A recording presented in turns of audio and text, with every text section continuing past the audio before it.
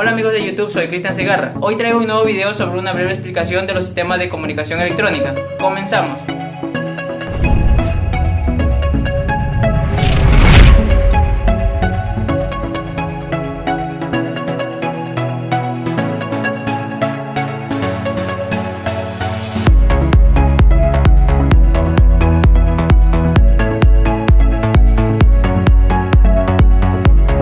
El objetivo fundamental de un sistema electrónico de comunicaciones es transferir información de un lugar a otro. La fuente original de información puede estar de forma analógica, como por ejemplo la voz humana o la música, o en forma digital discreta como los números codificados binariamente o los códigos alfanuméricos. Por consiguiente, se puede decir que las comunicaciones electrónicas son la emisión, recepción y procesamiento de información entre dos o más lugares mediante dispositivos electrónicos.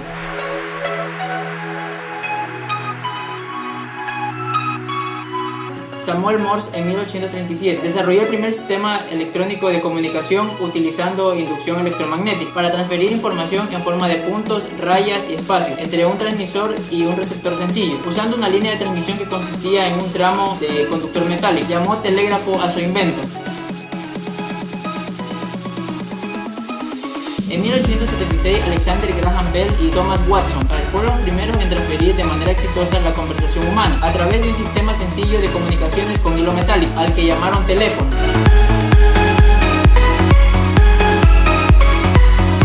En 1891, gracias al apoyo de Westinghouse, Nikola Tesla diseñó y construyó bobinas que produjeron electricidad de altas frecuencias y alto voltaje. Con estas bobinas descubrió que podía transmitir y recibir señales de radio cuando estas estaban sintonizadas a la misma frecuencia. Por otra parte, Guglielmo Marconi transmitió por primera vez señales de radio sin hilos a través de la atmósfera terrestre en 1894 usando 17 patentes de Nikola Tesla. Lee De Forest inventó en 1908 el triodo o válvula al vacío, que permitió contar con el primer método práctico para amplificar las señales eléctricas. La radio comercial comenzó en 1920, cuando las estaciones de radio comenzaron a emitir señales de amplitud modulada.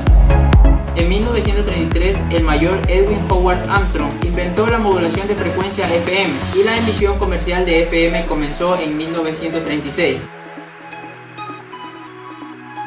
Un transmisor es un conjunto de uno o más dispositivos o circuitos electrónicos que convierte la información de la fuente original en una señal que se presta más a su transmisión a través de determinado medio de transmisión. El medio de transmisión transporta las señales desde el transmisor hasta el receptor y puede ser tan sencillo como un par de conductores de cobre que propagan las señales en forma de flujo de corriente eléctrica. También se puede convertir la información en ondas electromagnéticas luminosas, propagarla a través de cables de fibra óptica hechas de vidrio o plástico, o bien se puede usar el espacio libre para transmitir ondas electromagnéticas de radio a grandes distancias o sobre terrenos donde sea difícil o costoso instalar un cable físico. Un receptor es un conjunto de dispositivos y circuitos electrónicos que acepta del medio de transmisión las señales transmitidas y las reconvierte a su forma original.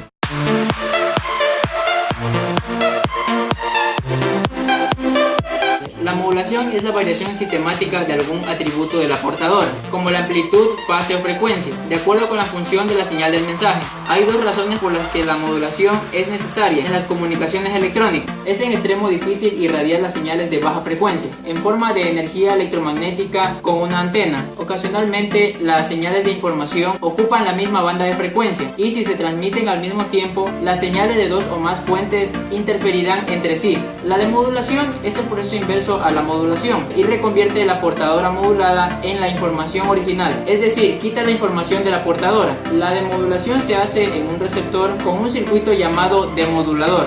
Los dos tipos básicos de comunicación electrónica son el analógico y digital. Un sistema analógico de comunicación es aquel en el cual la energía se transmite y se recibe de forma analógica, una señal de variación continua, como por ejemplo una onda senoidal. En los sistemas analógicos de comunicación, tanto la información como la portadora son señales analógicas. Por otra parte, las comunicaciones digitales abarcan una amplia variedad de técnicas de comunicación que incluyen transmisión digital y radio digital. La transmisión digital es un sistema digital verdadero, donde los pulsos digitales con valores discretos como más 5 voltios y tierra se transfieren entre dos o más puntos en un sistema sistema de comunicación. Con la transmisión digital no hay portadora analógica y la fuente original de información puede tener forma digital o analógica.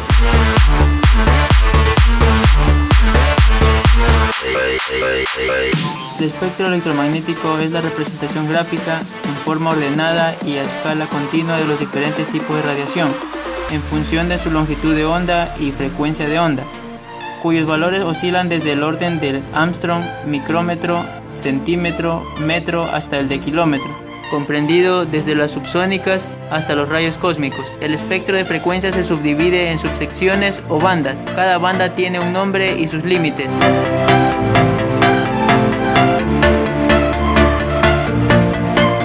El espectro total útil de radiofrecuencias RF se divide en bandas de frecuencias más angostas, a las que se dan nombres y números descriptivos, y algunas de ellas se subdividen a su vez en diversos tipos de servicios. Las designaciones de bandas según el Comité Consultivo Internacional de Radio, CCIR, se muestran en la siguiente tabla. En esta figura se ve el espectro de longitudes de ondas electromagnéticas, donde se indican los diversos servicios con sus bandas. La relación entre frecuencia, velocidad y longitud de onda se expresa en forma matemática como sigue, donde lambda es igual a la longitud de onda, medida en metro por ciclo.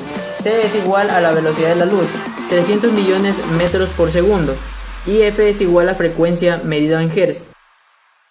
Las clasificaciones de emisión se identifican con una clave de 3 símbolos, que contiene una combinación de letras y números. El primer símbolo es una letra que indica el tipo de modulación de la portadora principal. El segundo símbolo es un número que identifica al tipo de emisión. Y el tercer símbolo es otra letra que describe el tipo de información que se transmite. Por ejemplo, la designación A3E describe una señal por doble banda lateral, portadora completa de amplitud modulada que conduce información telefónica de voz o de música.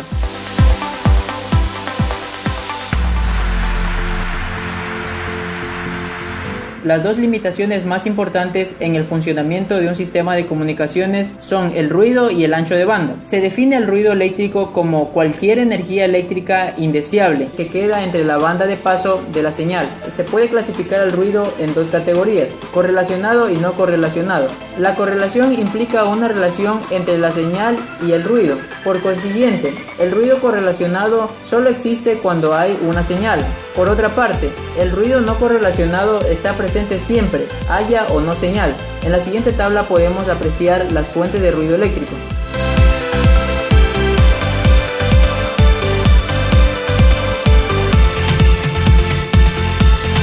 Existen 4 modos de transmisión posibles. Simplex. Con el funcionamiento simplex, las transmisiones solo se hacen en una dirección. A veces a los sistemas simplex se le llama solo en un sentido, solo recibir o solo transmitir. Una estación puede ser un transmisor o un receptor, pero no ambos a la vez. Semidúplex. En el funcionamiento semidúplex, las transmisiones se pueden hacer en ambas direcciones, pero no al mismo tiempo. A veces a los sistemas semidúplex se les llama de alternar en ambos sentidos, o en uno de los dos sentidos, o en cambio y fuera. Una estación puede ser transmisora y receptora, pero no al mismo tiempo. Dúplex total. Con este funcionamiento puede haber transmisiones en ambas direcciones al mismo tiempo. A veces a los sistemas dúplex se les llama simultáneos de dos direcciones, dúplex completos o líneas bilaterales o en ambos sentidos. Una estación puede transmitir y recibir en forma simultánea. Sin embargo, la estación a la que se transmite también debe ser de la que se recibe. Dúplex total. Con la operación de dúplex total es posible transmitir y recibir en forma simultánea, pero no necesariamente entre las mismas dos estaciones. Es decir, una estación puede transmitir a una segunda estación y recibir al mismo tiempo de una tercera estación.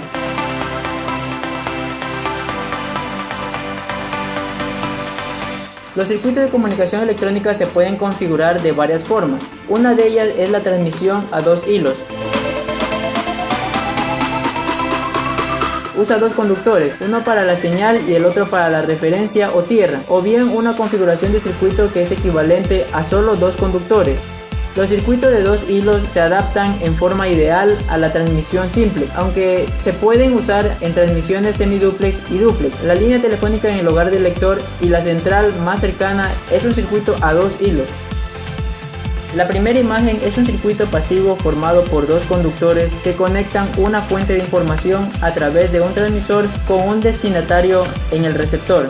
Los conductores mismos son capaces de transmitir en dos sentidos, pero el transmisor y el receptor no lo son. Por consiguiente, esta configuración solo es capaz de transmitir en un sentido y no incorpora ganancia a la señal. Para lograr una transmisión semidúplex con un circuito de dos hilos, habría que tener un transmisor y un receptor en cada estación, que deberían estar conectados al mismo par de conductores, en una forma tal que no interfieran entre sí.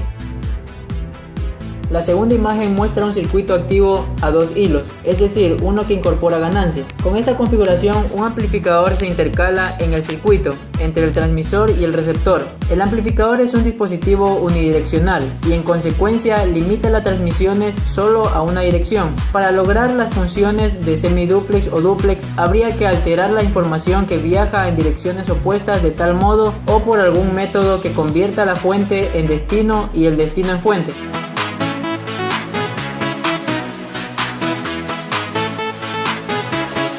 Se usan 4 conductores, 2 en cada dirección, de señal y de referencia a tierra, o bien una configuración de circuito que equivalga a 4 conductores. Los circuitos de 4 hilos se adaptan idealmente a la transmisión dúplex. En la imagen se puede apreciar un circuito de 4 hilos, que equivale a 2 circuitos de 2 hilos, uno para cada dirección de transmisión. Con el funcionamiento de 4 hilos, el transmisor en un lugar se conecta a través de un medio de transmisión con el receptor en la otra estación y viceversa. Sin embargo, en determinada estación, los transmisores y receptores se pueden trabajar en forma totalmente independiente unos de otros. Existen varias ventajas inherentes de los circuitos en 4 hilos sobre los circuitos de 2 hilos. Por ejemplo, los de 4 hilos son bastante menos ruidosos y proporcionan más aislamiento entre las dos direcciones de transmisión cuando se opera en semidúplex o en dúplex. Sin embargo, los circuitos de 2 hilos requieren menos conductor, menos circuitos y por consiguiente menos inversión que sus contrapartes de 4 hilos. Si les gustó el video, no se olviden de suscribirse y darle pulgar arriba.